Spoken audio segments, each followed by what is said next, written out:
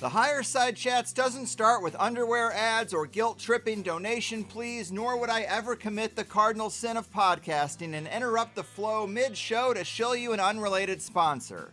But the free first-hour episodes do have to start with a little PSA before we get into it to ever so quickly remind/inform listeners, both old/new, that you're about to get into what I'm sure is a great first hour of a high-level interview, but that means you're missing half the show. If you like what we do around here, get yourself a THC Plus membership and listen to the full 2-hour interviews as they were really designed to be and as I know you would enjoy them most. Give a little and actually get a little more in return of the thing you're actually engaging with. 5 episodes every month, plus forum access, community comments, downloads to all the closing cover songs, a plus show RSS feed to use with any private RSS feed supported app, and the occasional joint session bonus shows, which include the messages you might leave me about your own theories, experiences, or otherworldly encounters at thehighersidechats.com/voicemail. If you're not quite sure, if you just want to feel us out, or if you're only here for this particular episode, no worries. New first-time subscribers get a 7-day free trial when you sign up at thehighersidechats.com. Cancel anytime. Try it out, because it's so important to feed the things you want to grow and starve the things that gotta go. And with that said, let's get on with it already, huh?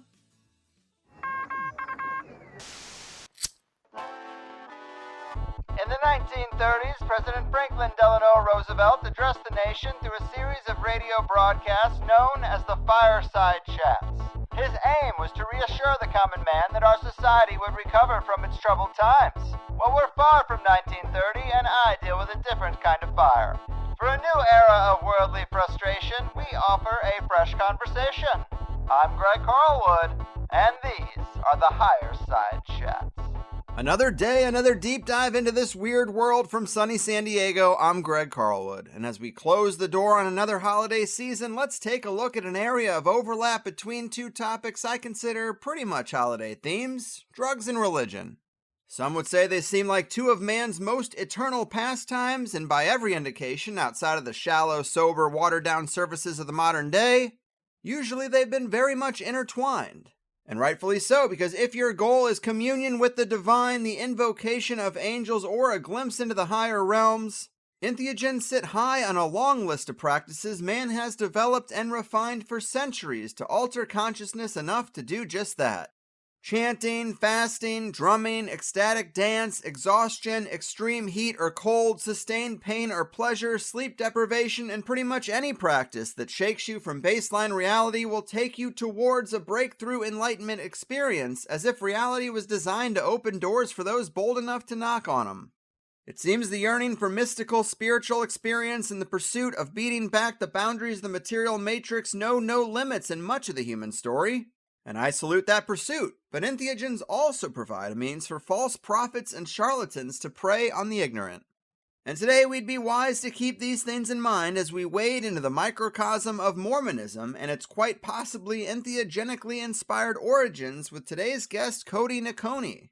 Cody is an ex-Mormon writer, podcaster who breaks it all down in his book, The Psychedelic History of Mormonism, Magic, and Drugs, and his show, The Mormons and Drugs Podcast. He's also a certified permaculture designer specializing in micro-remediation and plant medicines, and this is certainly going to be a fun one. An entheogen expert, false idol exterminator, and ex-Mormon master of his domain, Cody, my man, welcome to the Higher Side. Thank you. Wow, I've listened to your podcast for a while, and I've always wondered what it would be like if you did an intro. It was a lot of fun. Thank you. I appreciate that, man. All in a day's work for me, really. But thank you for doing this. I really enjoyed your book. You know a lot about this niche microcosm that overlaps a lot with our interests around here. You make a pretty ironclad case, and it's very academic in how you approach the crossroads of entheogens and Mormonism, and this question of if Joseph Smith used plant medicines to incite visions and revelations for himself and his followers. But it also covers Joseph Smith's family and their strange occult history that I knew nothing about, treasure spirits, and all sorts of good stuff that fits right in around here. But to get the ball rolling, let's get into the personal stuff and your background and your own breakthrough experience and how you put these pieces together when it comes to the faith you were raised in. What should people know? What's the story there? That's a very long story, but to cut it short, grew up in the Mormon church. I struggled with a lot of it because it can be pretty toxic at times. And the rest of my family seems to have a pretty easy time with it. So I was a bit of a black sheep. When I got out of high school and moved out on my own, I had a breakthrough experience with LSD. Not so much for spiritual reasons, so much as recreational ones. And I'd been a long time migraine sufferer. I'd heard that LSD had connections between migraines. And so I'd taken it as kind of like let's see what happens. And not only did I go, I think 4 or 5 months without a migraine, but I also had my very first religious experience, which was pretty shocking, having grown up in a religion that tries to foster those things. So that was my kind of wake-up call, and I started researching psychedelics and plant medicines. I stumbled across another Mormon researcher's paper, Robert Beckstead. He wrote The Restoration in the Sacred Mushroom, which kind of got me diving down the rabbit hole, so to speak. And then 10 years later, I have a book. Short and sweet. Hey, I like it. But that really is something else, to struggle with migraines, hear about this relief that supposedly comes from LSD, you give it a try, suddenly the whole context of religious experience that's been drilled into your head from an early age actually makes sense for the first time. Exactly. And you go through one of the longest windows of time you'd had without a migraine. Obviously, that's going to have a huge impact on a person and fuel them to go further. I think that's great. And as you know, we were originally planning to do this a bit closer to Christmas, and I was going to bring up all the stuff with John Michael Allegro's book, The Sacred Mushroom and the Cross, and these connections people have made between the Amanita muscaria mushroom and Christmas traditions. Oh, yeah. The red and white theme, since the mushroom itself is red and white, kind of like the classic Mario mushroom for people who need the visual.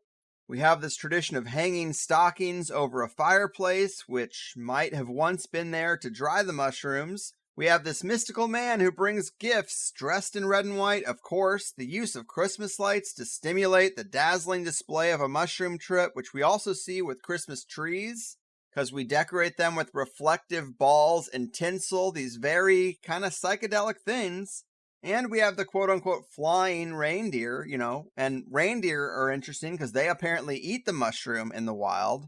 And some of these are a little iffy, but I think when you stack them all together, it makes a pretty interesting case. And I've heard some people try to debunk some of the correlations, but it really blew my mind when that list was first presented to me, because when you think about our Christmas traditions, they are pretty weird and without explanation. So it kind of makes sense to me that they could have got started from trying to recapture some of those earlier, not-so-sober traditions.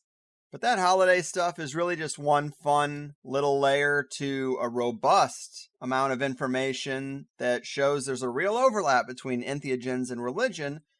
But what are your thoughts on the sacred mushroom and the cross, this explanation for Christmas traditions, and really just that idea that entheogen use is probably at the heart of older Christian traditions as well as Mormonism? Oh, for sure. I have a whole chapter where I just kind of highlight the different religions throughout history that have used psychedelics. The correlations between Christmas and amanitas or mushroom trips can be a bit strained at times, but I do understand the appeal. That's one of the things that kind of got me into this as well, is John Allegro's work and Jerry Brown, a lot of the psychedelic Christianity stuff. And some of the evidence is, again, pretty strained, but a lot of it is also very unambiguous. Yeah, just the Christmas trees and the lights, the way we decorate the trees, there's no reason for it. It's a little silly, but if you think about an entheogen-fueled spiritual group who then removes the entheogens and has this, cultural memory or this echo of what it used to be like, it's like, sure, let's decorate the trees to kind of... It's like Christmas's tie-dye t-shirt. Yeah. But You write that one of your goals with the book is that you seek to better contextualize the occult background, which gave Joseph Smith the necessary skill set to utilize mind-altering substances with entheogenic intentions, as well as the revelatory doctrine that resulted. So let's get into that occult background. Long before Mormonism came to be, what should people know about the man and his family in that regard? Well, the first documented connections between the Smith family and the occults actually comes from the Salem witch trials. I believe it was Joseph's paternal grandfather was one of the men accusing a teenage girl of witchcraft, and I believe she was subsequently hung for being a witch. And the interesting part of this is that the Smith family themselves, even at the time, had a connection to the occult, and there was this what I find a fascinating line between malevolent and benevolent magic, and how one tiptoed that line was how one navigated through society, because pretty much everybody had some occult practice at that time. That kind of falls into Joseph Sr., who is Joseph Smith's father, and his mother, Lucy Mack, both of whom, again, had ties to the occult. His mother apparently read cards and told fortunes and probably read palms a bit. His father was very, very interested in divining and treasure digging, which we can talk about. It's its whole own beast. And they were connected with some radical apocalyptic Christian groups who were using their divining and mud and digging practices to supplement their Christianity. And after a financial devastation, when the family was pretty young and they had some young children to take care of, they turned to the occult to rely on more monetarily. And they continued those practices up until Joseph was well into his teens and beyond, well into the early Mormon church. I had this quote written down that beginning approximately as early as 1820, Joseph Sr. and his sons Alvin, Hiram, and Joseph Jr. began working as scryers, diviners, and money diggers for hire, as young Joe was unable to physically participate in the prolonged, hard labor of digging massive holes in an attempt to procure magically concealed treasure. He found himself delegated to the imperative role of virgin scryer within these operations. So, really, from just the youngest of ages, he was born right into it seems. Yeah. So when he was a child, he caught an illness where he developed an abscess or some type of gangrenous something on his leg, which required some radical surgery. So for I believe from age around 8 to 14, 15-ish, he needed an assistant to help him walk. And then for the rest of his life, he had a very pronounced limp. So like when he was a young kid, you were expected to help put food on the table, and he couldn't participate in the actual treasure digging or like manual farm labor at that time. So the best way he could help the family make money was to be the virgin scryer who divined the location of the treasure and how and where, and kind of gave everybody instructions on how to find said treasure. Right on. You also write about Luman Walters, who would have been an early occult mentor to Mighty Joe Young. You write, not only could Walters have aided in furnishing the Smiths with their occult toolkit, but he was noted by many of the Smiths' neighbors as having a notable influence on the family's future religious endeavors. Well, that's interesting too. Where do you think, if we're going back to the witch trials and Joseph Sr.'s father, it seems like he might have been born into it too, but what are some of the occult influences that this family was soaking up? So Michael Quinn, another Mormon historian, wrote a book about the magical worldview in which Mormonism was birthed. And he highlights a occult toolkit that belonged to the family and does a really good job of tying it to Joe Jr. himself, and breaks down, it's a pretty complicated set of, it's a ceremonial knife, a bag for herbs or the rest of your toolkit, and then a series of magical lumen or parchments that are used as like an instruction manual for summoning angels or visions. And then a few of them are used as protection amulets. And Lumen Walters probably helped furnish the Smith family with these lumen, which were used for communicating with spirits that could get you in contact with gold. And the particular symbolism and the sigils used in these lumen have been connected to a few grimoires that the Smith family definitely had access to. Likely Lumen Walters had access to them as well and could have given them, at the time books were very rare, so when you had a treasure digging group, it was kind of like a book co-op where everybody exchanged magical information. And these particular books used to create the lumen that they had also contain pretty explicit mentions of entheogenic materials and plants that can induce visions. Right, plants that can induce visions. Ding, ding, ding. That's going to come up again. Mm-hmm. And interestingly, Lumen Walters himself, after his involvement with the Smith family, retired in Gorham, New York, where he ran a kind of tincture emporium and was a kind of country doctor and clairvoyant, which I think says a lot. Yes, and on top of the esoteric toolkit of parchments and the ceremonial knife, they also used seer stones as a major tool, right?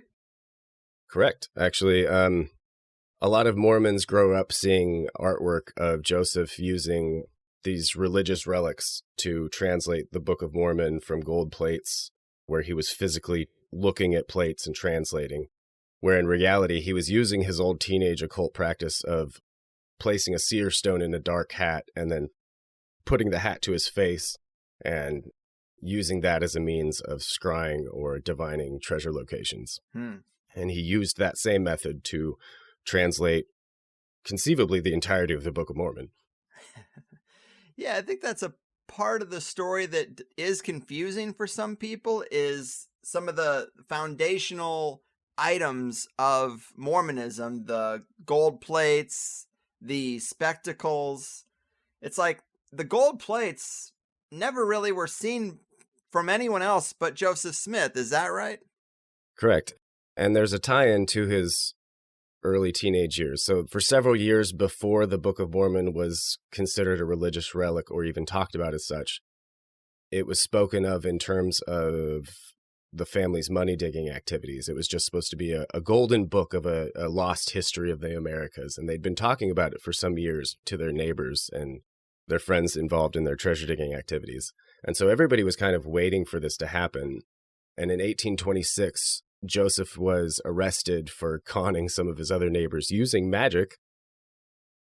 And it wasn't so much that he was using magic that was the problem. It was that he was conning his neighbors out of money and not giving them the stuff he was promising with the magic. And it was at that point that they made a pivot from pure occultism to religious activity, because you're more or less immune from the law if you're claiming to be a religious person instead of an occultist. So they, I think, saw a safe pocket and made a pivot to that. And that's where the Gold Book of the Lost History of the Americas suddenly became a second Bible or a lost testament of Jesus Christ. Right. And so people who are in the Mormon religion today, I believe I hear them talk about there being translations of these tablets. How do we get from, obviously we're jumping down the road here to the foundation of Mormonism, but how do we get from these gold plates that were just basically talked about to there being something in the faith today that people do read and consider to be valuable? That's a long conversation. There's a few things that Mormons use to point to the validity of the Book of Mormon, even though there is no archaeology, there's nothing in the Book of Mormon itself that would give evidence that it is a true document, other than just like a received magical book in the same vein as like Aleister Crowley's The Book of the Law. They point to, in most Book of Mormons today, at the back section, there's a attached section called the Pearl of Great Price, where there are a few facsimiles of what appear to be Egyptian documents that are supposed to come from the Book of Abraham. And there's a few things like this that they point to, but if you do even just a small amount of digging, they're not really any kind of evidence. They're actually, the Book of Abraham, the facsimiles I'm talking about, are from the Egyptian Book of the Dead and are pretty common rites of breathing that are buried with any Egyptian mummy, essentially, at the time period. So, in terms of their belief in this document, I think comes more or less from the miraculous story Joseph kind of spun for a good 10 years, and it evolved over time, but eventually from 1840 to today, there's been a slow propagandized version of the official events where Joseph saw God and the Father and all these things that are supposed to validify their belief in the Book of Mormon, which it's all a bunch of, I'm sorry, there's a bunch of tangential tirades on each of these subjects, so I'm trying to figure out what to talk about. Yeah, it's all good. We had plenty of time, but it does seem like when people get vested in a subculture, they will bend over backwards to make it seem, to basically fill in the gaps that don't make sense. Obviously, in the last 2 years, I think we've seen a lot of people who were vested in a worldview really want to just do whatever it takes to preserve that worldview. And people don't like to admit they were lied to is another major factor, or that they wasted years of their life on something. But I was going to ask you, how different is the official biography or the official history of Mormonism to the things we're talking about? Do they try to conceal some of this in the Mormon academia realm? It seems like they probably do, right? Yeah, actually, there's 2 official church organizations that's their entire job. So the Mormons have their college, BYU, Brigham Young University, and there's essentially a branch of the history department that is devoted to apologetics and just like tearing down work like mine and coming up with reasons why it's not factual. Actually, just this morning I read a paper. So I have a quote from Lucy Mack Smith, Joseph's mother, where she's talking about her use of occultism and how it didn't interfere with their Christianity or their ability to be productive, good members of society. So it wasn't a big deal. And somebody wrote a 23-page paper trying to basically say why that was just tongue-in-cheek, and she didn't really mean exactly what she said, and but very much will go out of their way to try and account for the things that are uncomfortable for them to deal with. Much like Joseph's polygamy has taken 100 years for anyone to come to terms with on the Mormon side, so too I think it will take a while for people to realize that the drug use was just another part of it. Right on. And so probably my favorite section of the book is Conjuring Treasure Guardians and Accusations of Necromancy. This whole Treasure Guardian saga is really interesting. Talk to us about these encounters with the treasure spirit and what you get into with this section, because there are some really intriguing details to all this. Yeah, this kind of ties into the evolution of Joseph's story. I believe it was 1823. I don't have my notes in front of me, so excuse me. Joseph essentially summons a treasure guardian, who he later referred to as either Nephi or Moroni, for treasure digging purposes. And after summoning said spirit, the spirit told him about the location of this treasure, which he used his seer stone to locate at the hill Cumorah. And apparently when he went to the hill Cumorah, the treasure guardian arrived again and told him that he did not follow the treasure guardian's instructions explicitly, which falls in line with traditional treasure digging practices. And because he didn't follow them to the letter, he was denied access to the treasure. Treasure Guardian told him to come back at the same time in 1 year, which happened to be the fall equinox. And at that time, he would have to bring his brother Alvin, who is his older brother, another member of the treasure diggers, who sometimes himself acted as a scryer as well. He came home, told his whole family the story, and through weird circumstance, a month later, his brother Alvin died, probably from a bowel obstruction. And his brother's last words were, "Obey the dictates of the treasure guardian and find the treasure. The next year, he goes to the treasure guardian with another person who scries the magic spectacles and is like, hey, there's these magic spectacles with the treasure, and the story evolves a little bit more.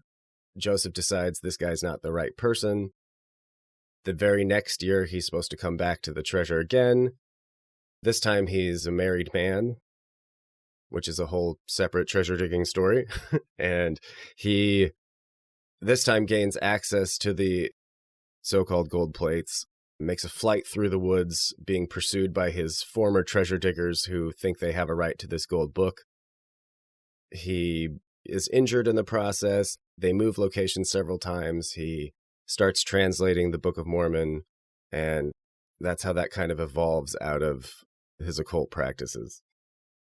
I'm sorry, I go on rants. It's all good. I may have lost the thread. No, that's good. That's the joy of having a lot of time, is to be able to go on rants and tangents. But you mentioned that he didn't follow the instructions perfectly, and I did copy this part down. He was supposed to go to this place where the manuscript was, dressed in black clothes, riding a black horse with a switchtail, and demand the book in a certain name. And after obtaining it, he must go directly away and neither lay it down nor look behind him. Well, he did everything he could. When he got there, he apparently picked up the manuscript and then tried to put back the lid of the box where it was. So he set it down, and that's where the guardian spirit was like, damn it, I said don't set this thing down. Yep. And I just thought that was so interesting, because it does jive with what I read in grimoires and what I've heard in other magical lore or tales.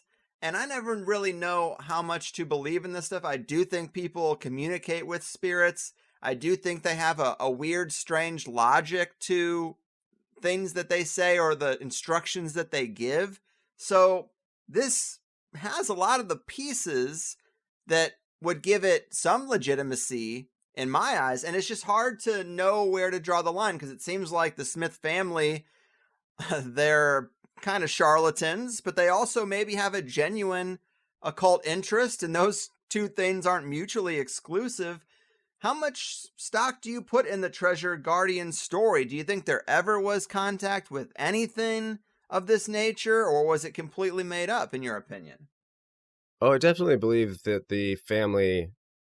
There's a term coined in the 17th century called pious fraud for people like this, who today we'd call them like televangelists. Somebody who genuinely believes in the thing that they're touting, but maybe doesn't follow the rules they're espousing and has no problem taking advantage of or like building an empire off the backs of their followers. And I think the Smith family is an example of this. They genuinely believed what they were doing, given their own testimonies. I tend to take their accounts at face value, and I think they did believe these things. I don't think that means that they saw any problem with gaining financially off of those beliefs or the beliefs of others in their experiences. Fair. Yeah, that makes sense to me. And so the spirit guardian says, young Joe, you screwed up. We'll try again in a year. Come back with your older brother. And the older brother, of course, dies. Well, this was interesting. So Joseph Smith Sr. ran a notice in the newspaper, and it read that reports have been industriously put in circulation that my son Alvin has been removed from the place of his intermittent moved from his resting place, basically. Mm-hmm. And it almost seems like they were going to do that themselves, and so he was getting out in front of it, being like, someone else did this. But you kind of say that when you say, this was likely due to the fact that despite being sworn to secrecy about the treasure, most of the Smith family went around telling their friends and occult confidants about the new treasure Joe Jr. had discovered. By the time Alvin died, many of the locals knew of the Treasure Guardian's instructions and the necessity of Alvin's presence if the Smiths were to obtain the Golden Book. The question that remained was, how far would they go to get it? Well, how far do you think they went? This is where I lost the thread, yeah. I think one of two things happened, given this neighborhood notice that was issued by Smith Sr. Either they were trying to dispel rumors that they were willing to exhume their eldest son and through necromantic rites. They wouldn't necessarily need to bring his corpse to the site through sympathetic magics. They could maybe even remove like a finger or something. So the purpose of exhuming the grave would be to remove a piece of Alvin to take to the treasure site to satisfy the treasure guardian's instructions. The other purpose would be to do just that. Either they're trying to dispel these rumors, or that's what they were doing, and they needed a reason why Alvin's grave had been recently exhumed. I tend to think, given Joseph Smith Sr.'s devotion to treasure digging, that him and a couple of his buddies may have exhumed Alvin's grave and taken a piece of Alvin to try and satisfy the treasure guardian. I don't think that's impossible or outside of their worldview, or even that they would have thought of that as like a bad thing. They just didn't want their neighbors asking too many questions, because that is very malfeasant adjacent magic, shall we say. Mm-hmm. Yeah, it's frowned upon. Yeah. I tend to lean that way, but, you know, at this point, I wouldn't be surprised by anything if anything came out that's leaned one way or the other. Right on. So whether or not they utilized necromancy or took a piece of Alvin's corpse, it seems like the visit a year later was also a failure, right? Yeah, this was likely with another treasure seeker, scryer, a friend of Joe's. And I think, given the accounts about how he handled the scrying operation and what he was suggesting to Joe and like telling him how to deal with the treasure, Joe didn't really like to take commands from people, especially about his own ideas. So I think this is one of the early cases of him bringing somebody out, trying to feel out how devoted they were, or like how they could help the operation, and then was like, you're a little, I don't want a rival, and was willing to wait another year. You know what I mean? Yeah. Yeah. So bring us up to speed on when he actually does have a successful visit. So the successful visit happens after his 1826 trial. His trial, where he pivots from occultism to religion, is kind of smack dab in the middle of this 3-year period where he's trying to get the book. So it's like 1824, 25, 1826 is his trial, and I believe 1827 is when he gains access to the book finally. And it's because he marries the daughter of one of the men he dug treasure for, this woman he'd had his eye on for a while, Emma Hale. And he's, I think, 19 at this point, and to retain his powers as a virgin or untainted scryer, he would need to become married if he wants to, like, be a young man and have marital relations and still retain his occult powers, which is, I personally think, is what happened. Anyway, he takes his wife, Emma, in the dead of night after stealing one of his friend's horses and apparently gains access to a set of plates, which he keeps covered in a heavy canvas cloth. I think they were a set of prop plates, which I go into at some length. And he also has a pair of what he calls the magic spectacles, also wrapped in canvas cloth, which I also think were another set of props. But he allows people to kind of handle them while covered in the canvas cloth. And you get a couple of the first accounts of people talking about these pages with like hieroglyphs on them, or like the magic spectacles and what they looked like.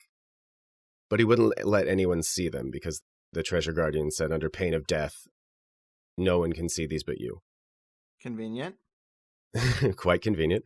And over the next few years, he has a few run-ins with his old treasure digging buddies who, again, like, ran around with this guy for 10 years and they never found anything. They never found any treasures. So he's all of a sudden running around with a gold Bible, and all of them signed contracts with each other that said they had equal shares in this. And so many of them very rightfully felt that they had a share of this gold Bible.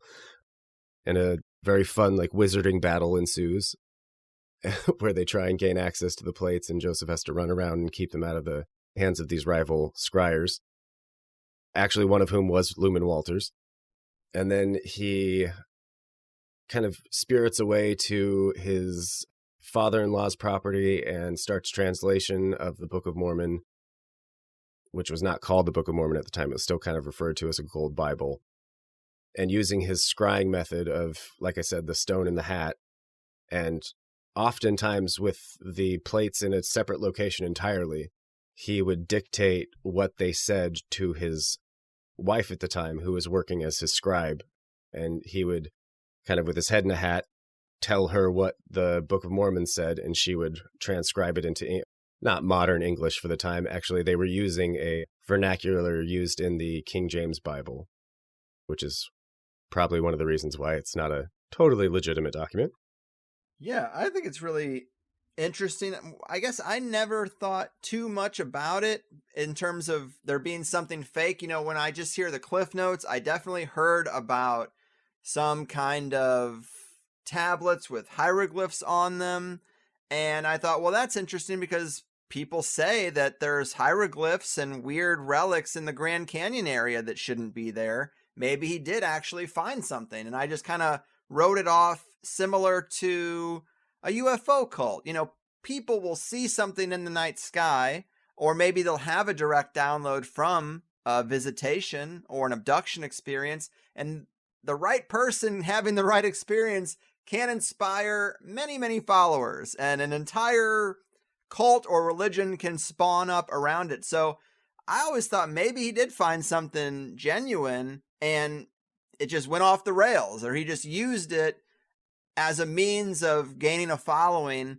When people talk about some kind of relic with hieroglyphs on it, do you think that was completely made up? Was he just kind of making something that looked like hieroglyphs to ignorant people? Or is there any part of your mind that thinks maybe he did find something that's not all that mystical, but maybe did find something from a previous age that shouldn't have been there, like these other relics we're told about are found and then covered up?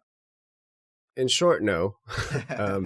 There's several eyewitness testimonies of people who were allowed to handle the plates or be near them, and were told, under pain of death, you cannot view these things. And they were like, yeah, whatever. And they ripped the canvas off and got a quick glimpse of the so-called plates.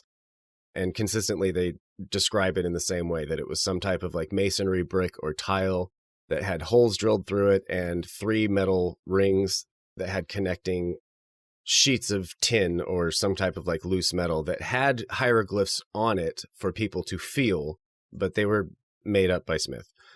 This was kind of a motif in the zeitgeist at the time.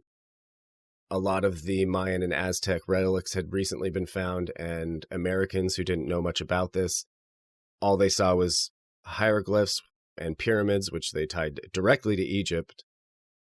Joseph Smith, by creating this document, was providing a sort of Christian fan fiction for how to explain the mysticism of Egypt and the original tribes of Israel being transferred to the Americas, which a lot of people believed there was evidence for. They just didn't have a connecting thread to make that make sense. And Joseph's Book of Mormon was supposed to be, like I said, that Christian fan fiction that was going to tie those things together. So no, I don't think it was a legitimate document. I think a lot of the discoveries of hieroglyphs in the Americas is worth talking about, but in this case, I don't think it was real. I think he was kind of piggybacking off of a thing that was popular in the zeitgeist at the time. Fair enough. And would you highlight any other stories from the family or Joseph Smith Jr. himself that speak to fraud and charlatanism and maybe flexible morality pre-Mormon religion, that would just speak to, if someone was trying to determine the legitimacy of any of this? Are there other stories from the family where they're clearly frauds that you would look at as Exhibit A, that maybe they shouldn't be trusted later down the road either? Yeah. So Joseph created this religion after being the kind of neighborhood pariah after his trial for fraudulent occultism. And a lot of his neighbors were willing to give firsthand accounts of hey, this is how they talked about this 10 years ago, and it's not anything like what they say about it now. And he's clearly making a cult and making money off of it. So maybe you guys should watch out.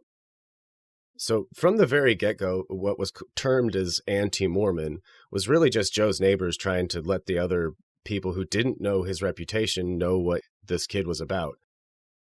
And a lot of these accounts from their neighbors, like Joseph Smith Sr. walked around talking about how they were going to make, this was going to be the most famous book next to the Bible, and they were going to make oodles of money off of it. And one of the witnesses to so-called miraculous events, a man named Martin Harris, supposedly told his wife and his sister-in-law that if you guys would just leave me alone, we'll make money off of this. Because they were like, you're kind of getting into a cult, and this dude's clearly a fraud. And he was like, I don't care if he's a fraud. We can make money off of this. And a lot of the early Mormons were quoted as saying things like that by credible neighbors that like knew these people for a long time. And it's kind of twisted today as anti-Mormon propaganda. But in a lot of cases, people will be involved with the early Mormon church and then get disenchanted, and then we'll give firsthand accounts of like, Joseph was saying this in a church meeting about like making money and all this stuff. And then all of a sudden that person's labeled as an anti-Mormon, even though they are still Mormon. Do you know what I mean? Mm-hmm. It's kind of a way of just spinning that. But there's oodles of firsthand accounts of people throughout Joseph's entire life being like, this guy's a fraud and he's out to just make a profit. And I don't know if he really believes this or not, but he clearly has no problem stepping on the backs of others to get what he wants. Mm-hmm. And the same with most of the Smith family. A lot of people refer to them as like a mafia family, and it does kind of read that way if if you're looking at it objectively. And I was also going to ask you how intertwined the family was, or Joseph himself was, with Freemasonry, because I understand that in like one of the big Mormon museums on display is his Masonic apron. It seems like maybe he got some ideas from Freemasonry. How intertwined are they? So this is a good example of where the official narrative kind of differs from the facts. Officially, Mormons say that I think it was 1843 or 1844. It was just a few months before Joseph died. He joined a local Masonic fraternity and in 3 days was raised to the rank of Master Mason, which is pretty notable. The Masons have their own history of entheogenic use in their initiation ceremonies, as highlighted by author P.D. Newman and others. Aside from that, the official narrative, it is worth noting that Joseph's younger brother Hiram was named after Hiram Abiff, the patriarch of Masonic lore, and that Smith Sr. likely had connections with local Masonic fraternities as early as before Joseph was born. It's very likely that unofficially his father, Joseph Sr., was probably a member of local New York branches and kind of disassociated when the church was formed. And then a lot of them like knew the passwords and signs and stuff of Masonic initiation. So they were raised very quickly in the organization when the church officially joined in the 1840s. Nice. And just to bring a finer point to this transition from occultist to prophet, what do you think happened there? You mentioned a local businessman, Martin Harris, and that, you know, when Joseph met him, which he considered a mark of sorts, he had a plan that would take his pivot from occultist to prophet and it would be more complete. What is that chapter of his story where he does go from just an occultist to actually forming this religion, and what was Martin Harris's involvement? So shortly after his 1826 trial and after he had supposedly gained access to the gold plates, a lot of the neighborhood heard about this, obviously, because the Smiths, like I said, were not very quiet about obtaining these things. They talked about for years.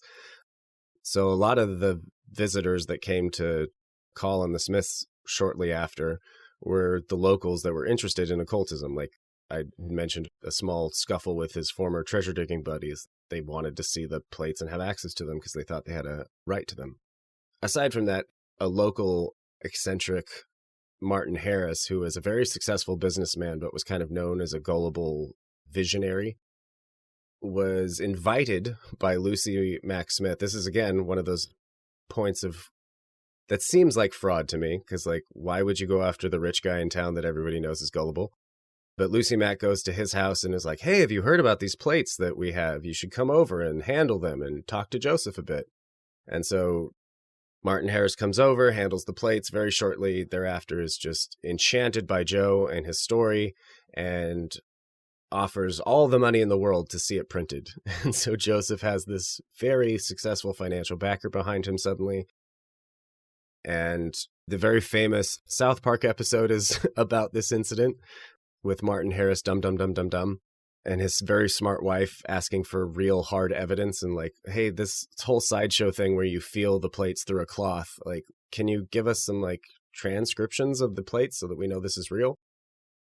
They have some back and forth about this, but essentially Martin Harris keeps asking for evidence that the plates are real. And this is what the Mormons know as the three witnesses, which was a very common way of legitimizing books that talked about visions or religious experiences. You'd have like this legal document in the front of the book that said like, hey, these guys attest that what I'm saying is true and I'm not just writing all this for no reason. And he gets a small group of men who are attached to the translation process of the Book of Mormon. One of them is Martin Harris. And in what I think is the first entheogenic administration by Joe, gets Martin Harris to have a vision of the plates and an angel and a sword and all the stuff. And Harris keeps kind of asking for more and more evidence. Joseph keeps giving it to him in very weird visionary ways. And that's kind of his involvement in the early church. Later, he disavowed Joe and went out of his way to let people know that when he saw those angels and the sword and everything, that it was in a state of enchantment, or it was in a visionary state only, that he did not physically see these things. And again, Mormons have artwork all over their churches and temples of like men physically examining plates and like, here's a painting of the three witnesses, and they're being shown physical plates by angels and stuff. And this is where things kind of differ again. Yeah, so with Joseph Smith, it seems like the charisma that he had naturally, and of course the relics and the story of the gold plates, that's going to take you halfway to a new religion. But it seems like the visions and the mystical experiences that people were having around him is what really kicked it up a degree, put it over the edge. And it seems like basically we've established that he's got flexible morals. He'll do anything for money and attention. We're thinking that he might have drugged people who weren't aware that they were drugged, and maybe through some kind of sacrament or ritual, and they had visionary experiences that they thought were just from being in his presence. Is that the gist? Yeah, a common precursor to a lot of these early ceremonies with the Mormons involved what was called the Lord's Supper, where somebody would drink up to a pint of wine and a loaf as big as your two fists on an empty stomach, providing a great vehicle to administer psychedelics with. And throughout the early Mormon years with Joe, just about after an hour after they ate the Lord's Supper, everybody started having visions that were directed by Joe. And he saw what they wanted. And this is what I think is the first example of that. He started with a small group. He repeated the experience with the 8 witnesses in small groups, and then got everybody to sign a document he had prepared that said, like, hey, this is what we saw. A lot of the signers were originally hesitant to sign the document because they were like, hey, you wrote this, and you kind of make it sound like it actually happened when we all saw that, like, this was a vision, clearly. But he got them to sign it, and then for the rest of his career, about an hour after either an anointing ceremony with psychotropic oils or a probably laced sacrament ceremony with ceremonial wine, people started having visions. And this escalated up to like the Kirtland Temple dedication, where some 500 people at one time were all having visions and like puking in the pews and stuff. And later participants said that everybody was having a vision and it was a day of Pentecost, but it was brought about by wine. So it's pretty explicit at times when people who were Mormon are talking about the visionary experiences of the early church. Yeah, it's interesting how a lot of that stuff can just be edited out when it needs to be. Exactly. And again, like we talked about earlier, people will go way out of their way to discredit. So like the Whitmer family, who are involved in the 3 and 8 witnesses I was just talking about, they later provided a lot of the witness testimonies for the Kirtland Temple dedication, and we're talking about it being induced by wine. The same people who are used as a witness testimony to the validity of the Book of Mormon are later discredited by the same historians as anti-Mormon for providing contradictory testimonies. You know what I mean? Mm-hmm. Mm-hmm. So this is kind of a personal question, but how does your family react to your work? Because it is pretty ironclad. It's academic. It's clear that you aren't just making assumptions based on nothing. You aren't just throwing things out that you want to be true. You're looking at the actual history. You're looking at credible sources. You're getting quotes, foundational quotes, and recontextualizing them. I've always heard it's kind of hard to leave the church to a degree. What's been your experience since putting out this book? It seems like it's a bold thing for someone in your position to do. Most of my family doesn't talk to me about any of this. I've kind of politely let them know it exists, and they've all kind of politely ignored that it exists. I have some family who are interested in it, few and far in between, and they've been kind of quietly supportive. But by and large, it has not been received well. And in the larger community, I've tried to push it on like social networks and stuff, and I very quickly like abandoned that idea because I very quickly start getting death threats and stuff. So it's just not been received well by the believing Mormon community, even my family. It's such a shame. I just sometimes wonder what it is that makes people so hesitant to examine things critically or really hold their own beliefs and practices under the microscope. Because for me, it just felt natural. It really wasn't anything difficult to do. Maybe it's baked into my personality. Maybe you feel the same way. But why is it that some people, they're just so vested in something that maybe even subconsciously they might know that what you're saying is right, but they just don't want to look at it? Well, I'll try not to use the word cult, but especially with Mormonism, there is a top to bottom view that you have the perfect and undiluted truth, and that the rest of the world just doesn't know what they're talking about and are actually trying to prove you wrong, ignorantly.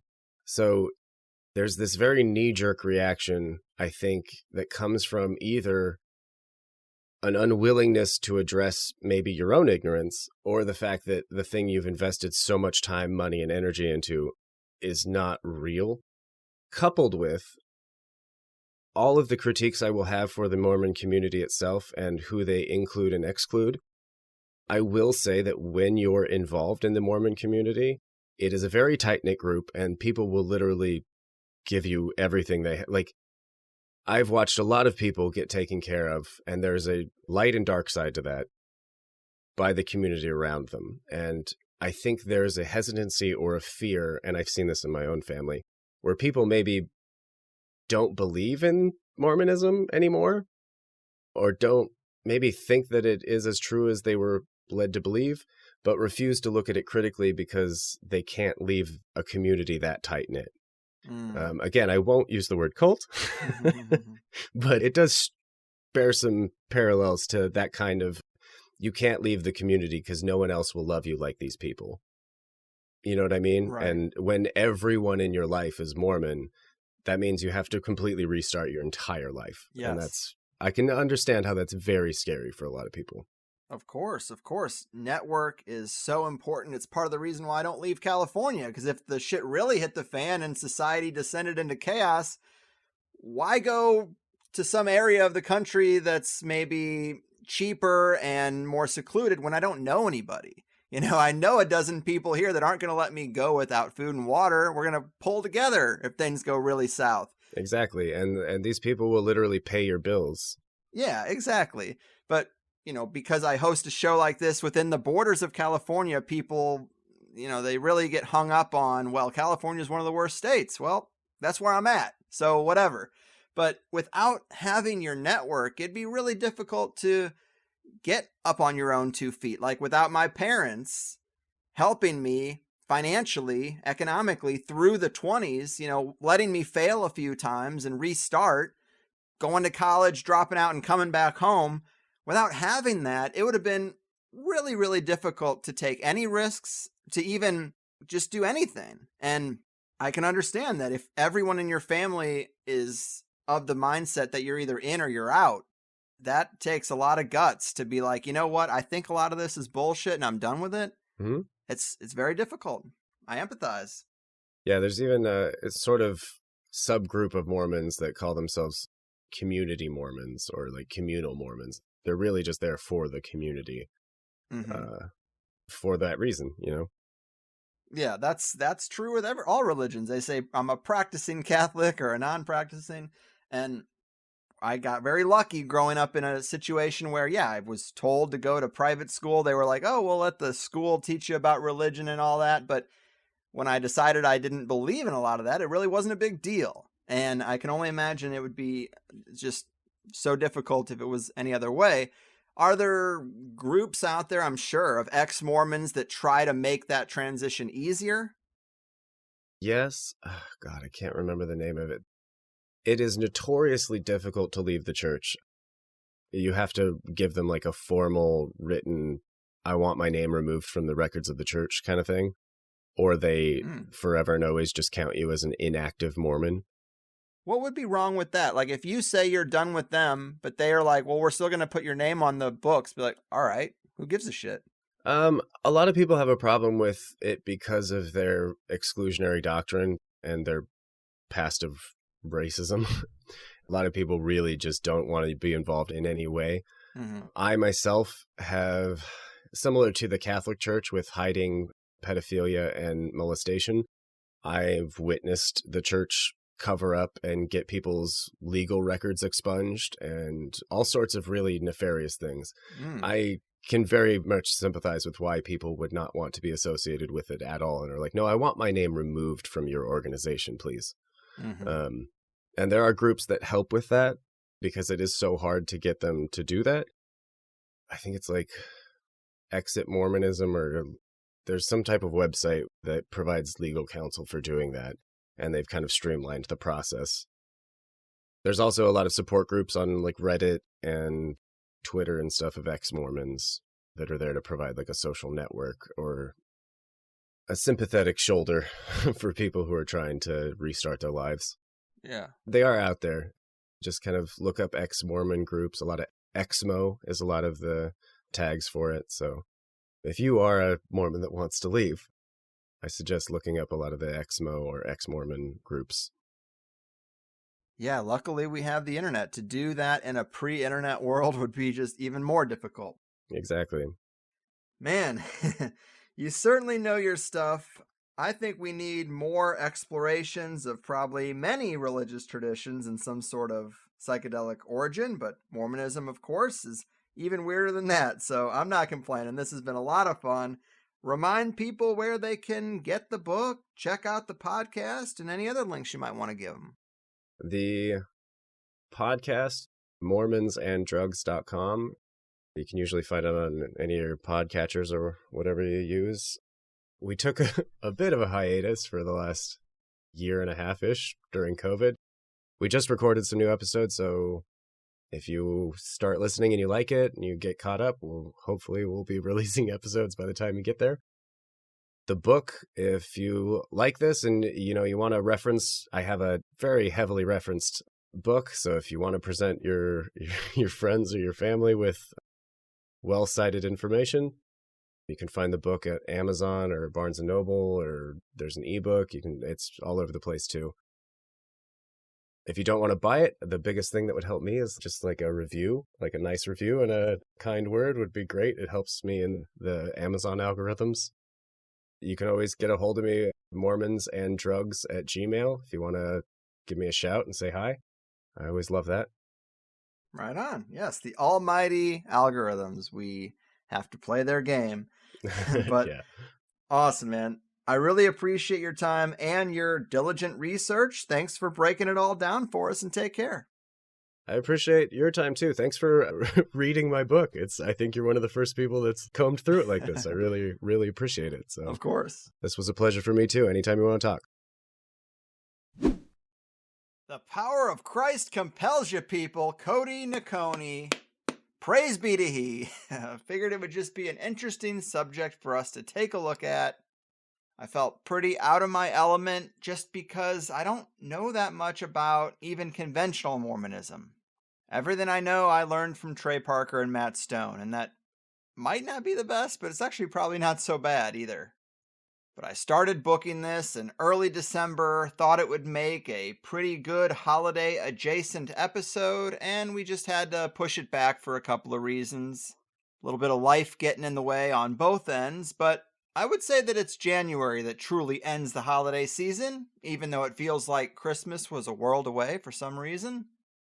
And I appreciate it nonetheless. Obviously, the psychedelic and entheogenic origins of Mormonism was the basis for this show, but we didn't spend a ton of time on that directly because there's just so much other surrounding context. But when you learn a little bit more about Joseph Smith's character and his family and his access to such things, it just kind of becomes a no-brainer. But if you weren't aware or you feel like we glossed over it, Mormons believe Joseph Smith was a facilitator of visions and spiritual revelations and miracles because he was some kind of special person. But really, it just seems like he was drugging them and they were ignorant of it. Or as Cody kind of says, some of them were actually skeptical of their mystical experience, but signed something anyway that said, yeah, this did happen. So then it goes down in Mormon history in an advantageous way for them, when it's not necessarily exactly the truth. But I had no idea about his occult treasure hunting background, and when I read about that, I thought, oh, okay, now with this layer, I think we do have enough for an entertaining off-the-radar episode that people wouldn't expect to see. So I appreciate Cody's work. I appreciate that it brought back some of the psychedelic Christianity stuff that I haven't thought about in a long time. And it's just a strange microcosm overall. I know it's very personal to him, and I appreciate that because this kind of thing was very personal to me for a long time because I was just bitter over how much of my time and mental bandwidth was wasted on Catholicism. And of course, I got kicked out of the Catholic high school I went to my senior year. I'd went to school with a lot of these people since kindergarten, so to get kicked out on the first day of senior year and then have to make my case to a panel of teachers and say, hey, I'm really sorry, I want to stay here, I'll be good from now on. And then also be on a phone call with the head of the archdiocese in St. Louis and be like, hey, what happened to turning the other cheek? I'm telling you, I'm sorry. I don't even really know what I'm sorry for, just generally stirring the pot, I guess, but I will straighten up and fly right. I just want to graduate with my friends. And to have all these people who taught me about turning the other cheek and forgiveness and all that kind of thing totally be hypocritical when it came to a real-world situation that I thought was pretty mild, it obviously contributed to the bad taste in my mouth. So when it came to religion, I was very aggressive on all that stuff in the early episodes of THC, but I have softened because in retrospect, I'm glad I did grow up with some form of spiritual tradition. Of course, I think Catholicism is a shallow, empty, corporate cul-de-sac of spirituality. One of several, really. But having grown up in it, with all its flaws, it's a lot easier to come back and take what's useful and cut around the rest, rather than having little to no spiritual context at all. So, I hope you enjoyed it. For people who are not Plus members and only heard the free first hour, some of the stuff we added to the stack in the Plus show would be a deeper examination of the plant medicines Joseph Smith had access to and likely used for his ruse, the prevalence of these visionary plants in nature and in human history, how our less routine interactions with psychedelic intelligences has affected culture and our relationship with the things on the other side of the phone line, Cody's experience with these beings that you make contact with through psychedelic means, Mormon cosmology, the sweet, sweet hollow earth and alien gods, polygamy in Mormonism and Joseph Smith's teenage harem, The death of Joseph Smith, was he murdered or martyred? The Joseph Smith L. Ron Hubbard similarities, I really liked that section. Mormonism and intelligence gathering, and a little bit about Cody's permaculture and plant intelligence insights. So a lot more fun stuff for those who take the plus plunge. And also, in higher side news, yes, our Discord community was banned for, quote, violating community guidelines related to misinformation. So we can all read between the lines. I don't even personally post much in the THC Discord, yet my personal account was also banned. The community itself was largely fan-run and moderated by Silent Psy, who I've always been grateful for, but it seems like their account was disabled too. I've had to field so many questions about this, and look guys, it shouldn't surprise anyone. If the Discord is down, well, it should just be assumed that we've been banned. And there's really nothing I'm going to be able to tell you about it, and there's nothing I'm going to be able to do about it. I'm a little surprised we lasted on YouTube longer than Discord, but it is what it is. I know a lot of people want to know exactly what it was that got us banned. We will never know. They don't give you that information. If they did send any kind of mod mail to me, well, they also disabled my personal account, so I couldn't read it anyway. I guess I should say this, but there was a thread on our subreddit that talked about the site being down, and the site isn't down. That was just their miscommunication using the wrong term. It's only the Discord. And because there was another Reddit thread about how THC has turned into Fox News now and the health and farming shows are just so boring, I made a simple joke that the Discord was taken down because of too much farming talk, and people thought I meant crypto farming, and then that became a thing. No, I was just joking. People have asked me to make another one, and honestly, I didn't even make the first one. And just don't complain to me about this. Complain to them. People have asked me about other THC communities, and fans are totally free to make any communities on any platforms they want. But all I control is the Higher Side Chats forum, which is a plus feature because it costs money, and I can only afford to have it because plus people give me some funds to work with. I'm sorry there isn't a better answer. I'm sorry the world's corporate digital infrastructure is closing in on us. I'm clearly as frustrated as anyone. But it would be better if you voiced your frustration to the people who are committing the acts, not the victims of them who can't do anything.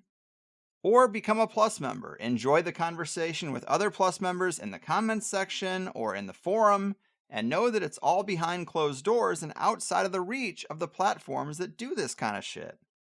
If you want free, well, there is a Telegram group you should know about, and that's about it. I made highersidemeetups.com on my own dime so people could meet each other locally and in the real world if you feel as though you'd like more community engagement. I just can't control what Discord does, and a couple dozen emails asking me to make a new one is the wrong approach. If they don't want us, then good luck to them. I'm not going to play whack-a-mole with these tech companies when I run my own ship and try to keep it outside of their purview. But if you don't want to be a paying member, sadly, the free stuff is all getting attacked. That's not something to be mad at me about, you know? I didn't mean for this to morph into a plus pitch, but all we can do is control the things that we keep private. Or with enough complaints, maybe Discord gives us the server back, but I highly doubt it. I hear some of my colleagues talk about Mastodon instances or Mattermost servers, and you have my blessing. If you want to start something up like that and send me the link, I will put it on the THC menu bar under communities. But I am just trying to keep up with providing you the content that I promised to provide you with. I am very thankful that so many Plus members did actually support me taking a break for paternity leave. That gave me all the warm, fuzzy feelings. But I don't think I need to do that if I just cut out all the extra stuff. So that is my compromise, and I appreciate the understanding. 90% of people just want to listen to the show anyway, and the show I can deliver. But if we were going to take a look at the meetup calendar, we do have some good stuff coming up this weekend. February 4th, 5th, and 6th, we have events in Bellingham, Washington at the Wander Brewing establishment.